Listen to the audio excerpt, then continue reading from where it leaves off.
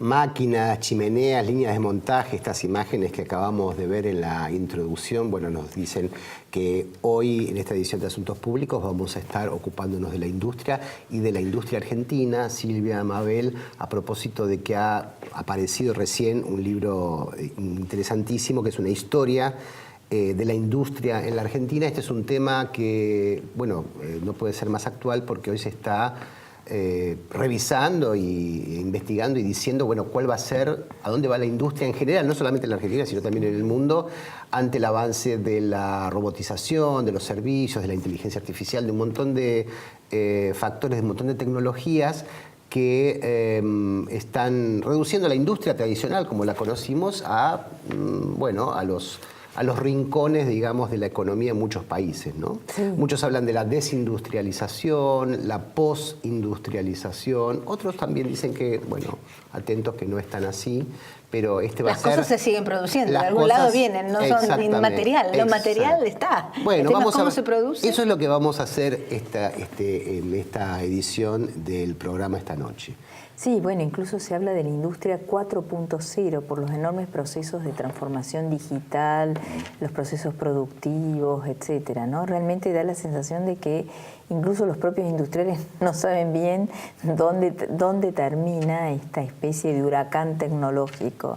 Claro, además el huracán, ¿quién lo conduce? Porque claro, uno dice la tecnificación y el creciente empleo de robots y que hacen expulsar a cada vez más personas para hacer las mismas cosas que antes se hacían con mucha gente, lo que está planteando es cómo repartimos el trabajo que hay y cómo vivimos todos, porque el tema es quién se apropia en todo caso de la existencia de posibilidades técnicas de que se reduzcan las horas de trabajo. Entonces eso también es una discusión, porque sí, si uno mira eso y dice, bueno, ¿a quién le van a vender? ¿Quién va a comprar lo que producen máquinas? Pero bueno, es un problema que no es solo un modelo industrial tecnológico, sino un perfil de construcción social y quién se apropia de esa ganancia extraordinaria. Y a lo que se suma, bueno, ¿qué es producir, no? Porque si efectivamente China hoy es la fábrica del mundo, como lo fue Inglaterra en su momento, bueno, muchos países, incluyendo la Argentina, tuvieron en su momento una política de sustitución de importaciones, que después fue reemplazada por otra de integración en las cadenas de valor mundiales, pero hoy la misma globalización está en cuestión y estas cadenas no se sabe si siguen existiendo o no. Pero de cualquier manera, para entender mejor estas cuestiones, nada mejor que un historiador, y está con nosotros el autor de la historia de la industria argentina, Claudio Bellini. Claudio, gracias por por venir esta noche. Bueno, muchas gracias Bueno, por la vos has invitación. estudiado, has dedicado tu carrera a estudiar la historia de la industria en la Argentina. Y sabemos que fue una historia muy rica, ¿no? Y todavía los historiadores están descubriendo cosas nuevas, ¿no? Y están revisando muchos preconceptos que hay. ¿Cuál dirías que es el error más importante que comete la gente cuando habla de la industria o de la historia de la industria en la Argentina? Bueno, en realidad en el sentido común de los argentinos todavía persiste cierta idea de que la industria nació, digamos, antes de ayer, o nació durante el peronismo, por ejemplo, ¿no? En los años 40, en los años 50. Y en realidad la industrialización en Argentina, aunque habría que debatir un poco si se puede utilizar el término industrialización, tiene una larga trayectoria. La industria moderna, la industria fabril, en realidad surgió a fines del siglo XIX en el marco de esa economía primaria exportadora. Y si bien es cierto que hasta bien entrado el siglo XX no hubo políticas industriales y no hubo un proceso más robusto de industrialización, digamos, esa es una de sus características, digamos, ¿no? Que la industrialización tiene una larga historia en la Argentina, con diferentes etapas y momentos, pero una trayectoria prolongada, diríamos. ¿Arranca con el barco frigorífico? ¿Ese es el punto de uno puede decir, bueno, con la invención del barco frigorífico nace la industria argentina? Bueno, en parte sí, arranca en general con la gran expansión primario exportadora, ¿no? que tuvo la Argentina a fines del siglo XIX, un crecimiento notable de la producción primaria exportable, carnes, cereales, lanas, y las primeras industrias, sobre todo las primeras industrias exportadoras, básicamente procesaban las materias primas que se elaboraban, entre ellos el frigorífico, que fue durante décadas la principal industria argentina, ¿no? por el valor, digamos, de las inversiones, por el valor de la producción, ¿no? Pero claro, lógicamente ese tipo de industria solamente agregaba poco valor a la producción primaria, ¿no?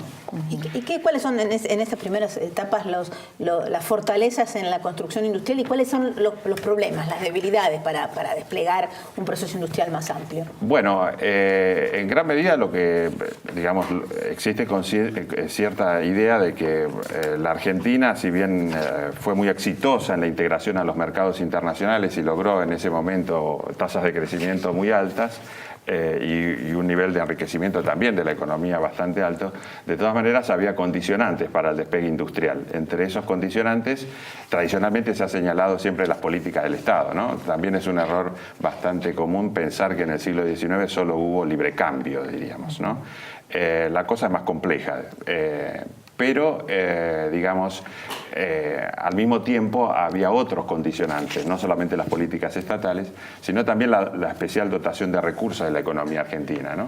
Básicamente la falta de yacimientos de carbón y de hierro, que iba a condicionar en el largo plazo, o por lo menos iba a generar dudas en torno de la clase dirigente acerca de la posibilidad de desarrollar otras ramas industriales, y también, lógicamente, el tamaño del mercado, ¿no? Ese mercado inicialmente es relativamente pequeño, es mucho más rico que cualquier otro mercado latinoamericano, pero al mismo tiempo es un mercado muy segmentado, digamos, ¿no?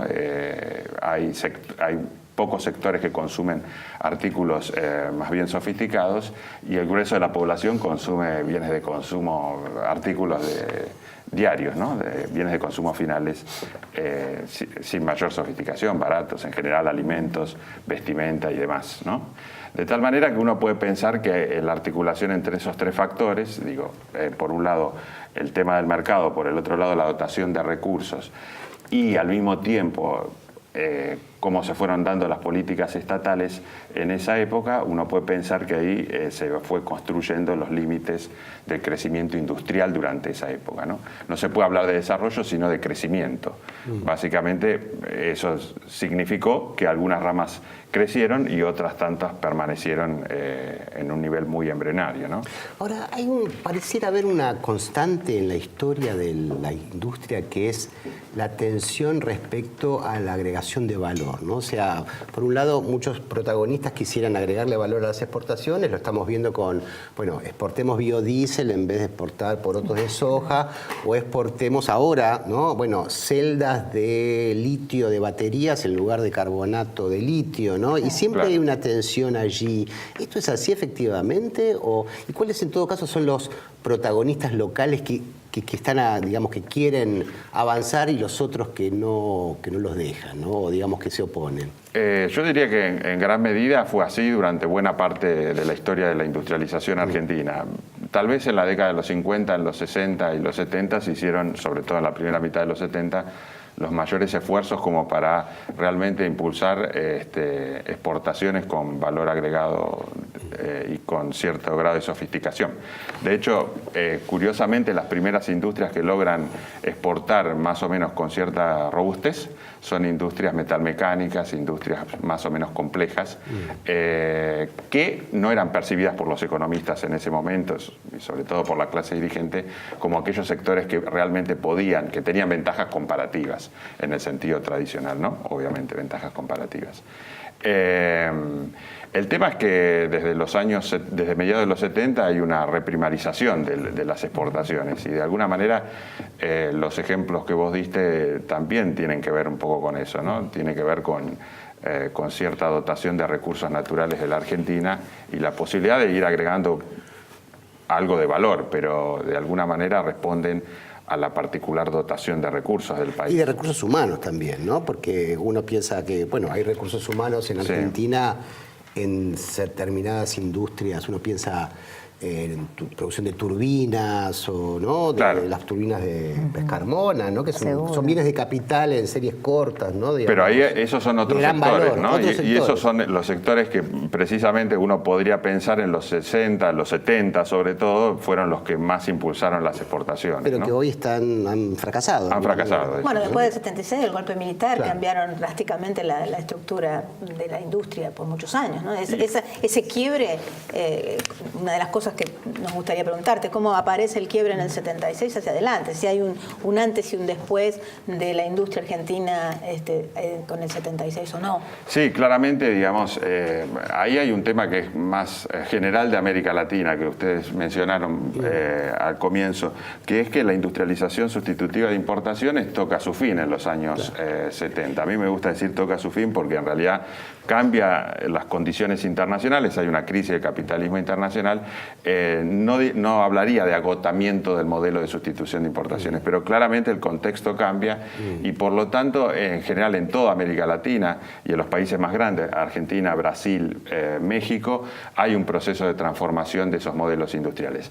En Argentina y en general en los países del cono sur, estamos hablando de Chile, Argentina y Uruguay, el caso es muy excepcional por supuesto, en realidad lo que hay es un proceso de desindustrialización más que de transformación. No solamente se abandona la ICI, sino que lo que se abandona es la industria, digamos, la industrialización como objetivo de política. Hay un académico, Dani Rodríguez, que habla de un proceso de desindustrialización prematura, ¿no?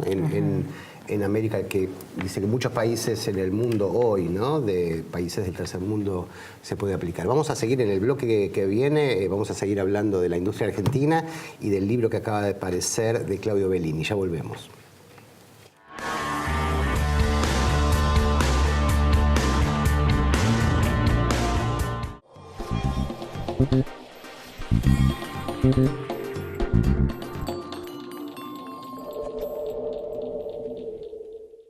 IRSA, somos la mayor empresa argentina inversora en bienes raíces. IRSA, líderes en real estate. Invertimos en la mejor tecnología para conectar a los argentinos. Grupo Telecom. ExxonMobil, líder en tecnología para la operación segura y eficiente de recursos no convencionales de gas y petróleo, está contribuyendo con el progreso del país desde sus operaciones en la provincia de Neuquén. Aceitera General Dehesa, una empresa comprometida desde hace más de 65 años con el desarrollo del país y las generaciones futuras. En la Ciudad Autónoma de Buenos Aires, vivir mejor es ley. Legislatura de la Ciudad Autónoma de Buenos Aires. voz de Neo 1825.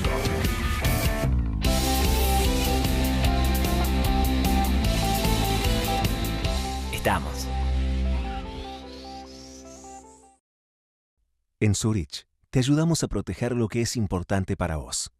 Zurich Seguros, 0800-333 Zurich.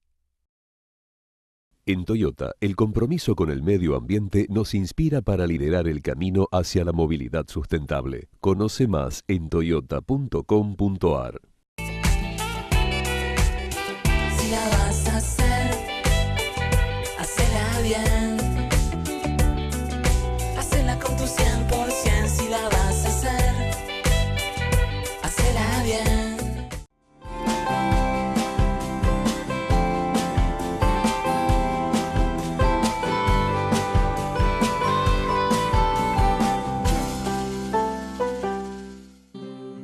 Cuando elegís papel Ledesma, elegís un consumo responsable. Porque nuestro papel se elabora a partir de la caña de azúcar, un cultivo renovable año a año. Elegí Ledesma. Elegí cuidar el ambiente. Presentamos los nuevos antitranspirantes comprimidos, que duran lo mismo que los grandes. La nueva tecnología comprimida de Rexona y DAB reduce el tamaño del envase ofreciendo la misma protección que los grandes. Úsalo como siempre y te aseguramos la misma cantidad de aplicaciones en un envase más chico. Nuevos antitranspirantes comprimidos. Lo mismo para vos, mejor para el planeta.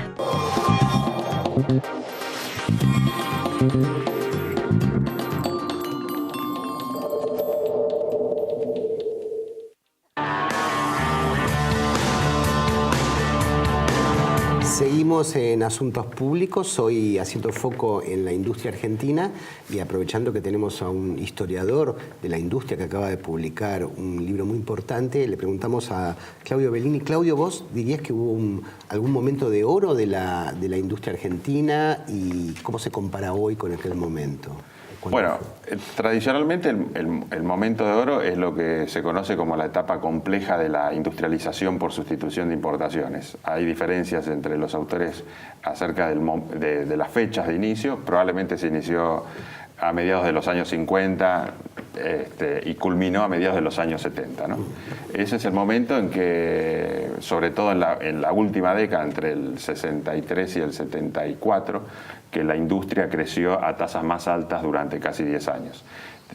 Influyen otros factores también, por ejemplo, que el agro tuvo un mejor desempeño que durante las décadas previas, ¿no? Y al mismo tiempo que la economía internacional estaba en lo que se llaman los años dorados del keynesianismo. Pero de todas maneras ese es el momento en que el sector industrial adquiere mayor madurez y que comienza a exportar, diríamos, ¿no? En flujos crecientes y productos más o menos sofisticados. Esa es la etapa. En gran medida es la maduración de las inversiones que habían tenido lugar durante la época de Frondizi, tal vez un poco antes también, ¿no? Y hoy en términos, digamos, de esa historia, ¿dónde estamos? ¿Estamos otra vez de vuelta en los 30, en los 50, antes? Y estamos complicados. Estamos complicados porque en realidad el quiebre de 76 y lo que sucedió en las décadas siguientes no se modificó demasiado, ¿no? Hay bastante escrito de economistas, de historiadores, de sociólogos acerca de la última década, si efectivamente hubo un quiebre o no durante el kirchnerismo. Y en realidad hubo cierto nivel de recuperación del empleo, pero no hubo un cambio en la estructura industrial. Por lo tanto, la estructura industrial que tendríamos hoy sería similar a la de los años 90, ¿no? Y la participación de la industria en el PBI también es similar. Por lo tanto, no estamos en un periodo de avance, ¿no? Claramente, ¿no? Y se nota en las cifras, ¿no? Claro, en las notas de las cifras de estos días. La participación del PBI y el crecimiento prácticamente recién nulo. Ahora, en los últimos 2 meses, la industria está rebotando de unos niveles horribles. De una caída. Si los comparamos del 2016 a 2017 va a haber avances porque el 2016 fue un año de crisis. Quería preguntarte si se puede, a ver si hay personajes que empujaron el desarrollo de la industria argentina, es decir, al margen de las políticas públicas que ayudaron, personajes, pienso en Torcuato Di Tella, ¿qué personajes rescataste vos en tu historia? Bueno, lógicamente, digamos, esto es también un debate bastante tradicional acerca, porque una corriente interpretativa siempre sostuvo que, digamos, el fracaso de la industrialización argentina es el fracaso, la no existencia de una burguesía industrial, ¿no? De alguna manera uno debería repensar un poco ese tema, porque la idea de que debió existir una burguesía industrial, digamos, presupone que necesariamente uno debe imitar procesos históricos que sucedieron en otra escala. Es cierto que, digamos, la burguesía industrial en Argentina, si es que se puede hablar de una burguesía industrial, fue bastante heterogénea, ¿no? Digamos, con sectores muy diferentes entre sí, de empresarios y demás. Lógicamente en la Argentina hubo empresarios muy dinámicos. Tradicionalmente se cita el caso de Torcuato Di Tella, bueno, el caso de Roca, Agustino Roca también se podría mencionar. Hay otras historias ahí en el libro que no solamente de empresarios, sino de empresas que realmente intentaron y lograron hacer avances significativos, digamos, en el desarrollo de nuevas actividades productivas más complejas tecnológicamente, mejoraron en su competitividad. Hay varios casos. Contanos algunos, mencionanos algunos. Sí. Bueno, por ejemplo, uno de los casos truncado que se menciona en el libro y que recientemente ha sido revisitado es el caso de FATE, de la Fábrica Argentina de Neumáticos y demás, controlada por el Grupo Madanes. Que era un grupo, sí. Eran FATE, Aluar y Cifra. Exacto, ¿no? claro. Sí. Bueno, precisamente sí, claro. Uno de los ejemplos que uno podría dar es el de Cifra, ¿no? Cifra, claro. El de como un emprendimiento, sí, ¿no?, de producción de calculadoras en la Argentina que tuvieron un gran impacto inicialmente y comercialmente en América Latina, pero que las desbarató, digamos, la apertura de la economía en los años 70 y no solamente la apertura, sino además una apertura en el marco, digamos, de una macroeconomía que castigaba la producción, ¿no? Bueno, esos proyectos que implicaban cierta investigación y desarrollo, cierta mejora competitiva y conocimiento científico al mismo tiempo, ¿no? Claro, el papel estatal es central para pensar en la construcción de las condiciones que puedan permitir el desarrollo industrial, más allá de actores industriales, ¿no? Es decir, para la industrialización se necesita un sujeto, una burguesía nacional, actores físicos, o hace falta un proyecto. Y me parece cultural. Que por eso yo me resistí un poco a la pregunta de Silvia de identificar actores. ¿Por qué? Porque me parece que son las dos cosas, ¿no? Es decir, no podemos pedir empresarios innovadores, schumpeterianos en el marco de políticas estatales que son desastrosas para la actividad productiva en general o para la industria, ¿no? Es muy difícil apostar, por ejemplo, a exportar en condiciones no solamente de costos, sino en condiciones en donde no se controlan siquiera las variables macroeconómicas más básicas, ¿no? ¿Quién puede apostar a eso y en cambio rechazar seguir produciendo para el mercado interno? Es medio loco pensar en eso. Por lo tanto, yo me gusta pensar en términos de los actores, obviamente, y del entorno, del ambiente, las políticas estatales, ¿no?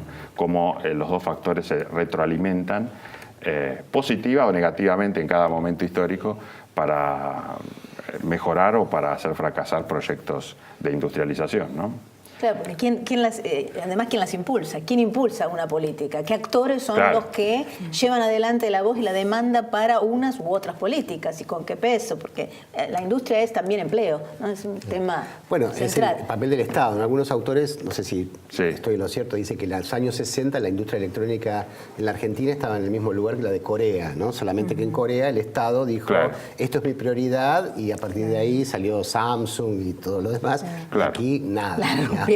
Sí, en ese sentido, digamos, hay como esos dos modelos, el del sudeste asiático y el de América Latina, son bastante contrastantes, ¿no? Pero incluso uno debería pensar, por ejemplo, la evolución en América Latina, la evolución diferencial que tuvimos nosotros, Argentina, en general Chile, Argentina y Chile, con respecto a Brasil, ¿no? Que en los años 70 supo, digamos, reforzar políticas de industrialización. Ya no en el mismo modelo de industrialización sustitutiva de importaciones, pero que fue capaz, diríamos, de mantener cierto tipo de políticas de aliento a la industrialización exportadora, ¿no? En el caso de Embraer, ¿no? Por ejemplo, de que Embraer le ha costado una fortuna, digamos, lo financió el Estado, pero bueno, tienen una fábrica de aviones. Claro. Hay 4 en el mundo, una está en Brasil. Eso, ¿no? Es importante, porque digamos, una política de cambio estructural necesariamente, pienso yo, y ustedes me corregirán, requiere de transferencias intersectoriales. Y esas transferencias, si esas transferencias van hacia el lado correcto y suponen después la mejora de las capacidades competitivas de ciertos sectores, son totalmente justificables, ¿no? Hoy en día parece raro esto porque, digamos, asistimos a veces a ciertos discursos que dicen, bueno, solamente tienen que, digamos, la industria es naturalmente ineficiente en la Argentina, por lo tanto hay que abandonar cualquier intento, ¿no? Y la Argentina tiene varios intentos frustrados, porque en realidad la que empezó a fabricar aviones y automóviles de turismo, en América Latina fue Argentina, ¿no? Sí, claro, la primera fábrica de aviones fue muy anterior a de Brasil, ¿no? Claro. Y ahí hubo varios momentos de ruptura. Uno de los momentos, sin lugar a dudas, es los 50, después de la caída del peronismo, otro momento es los 70. Por supuesto, son diferentes, pero... ¿Y este momento cómo lo caracterizarías? Y es complejo, porque en realidad estamos todavía, digamos, pasamos una etapa de crisis profunda del sector industrial y de la economía en general, que responde, digamos, a las políticas de ajuste y demás. Pero hay que ver qué surge a partir de ahora, ¿no? Hay como diferentes voces. Hace poco tuvo lugar, los festejos del Día de la Industria y se anunciaron una serie de cosas. Hay que ver cuánto de eso se concreta en realidad y si el Estado efectivamente puede impulsar políticas más o menos coherentes para promover el crecimiento industrial. En principio no parece en el discurso que el gobierno de Cambiemos tenga una idea muy clara de qué es lo que hay que hacer con el sector industrial, ¿no? La política industrial, bueno, vamos a ver, es un tema clásico, ¿no? Cada gobierno nuevo dice, bueno, ¿ustedes qué política industrial tienen? Y ha habido distintas respuestas a lo largo de la historia, pero bueno, ya se nos acabó el tiempo, así que Claudio Bellini, muchísimas gracias. Bueno, muchas gracias. Por estar esta noche con nosotros y a ustedes, esto fue Asuntos Públicos.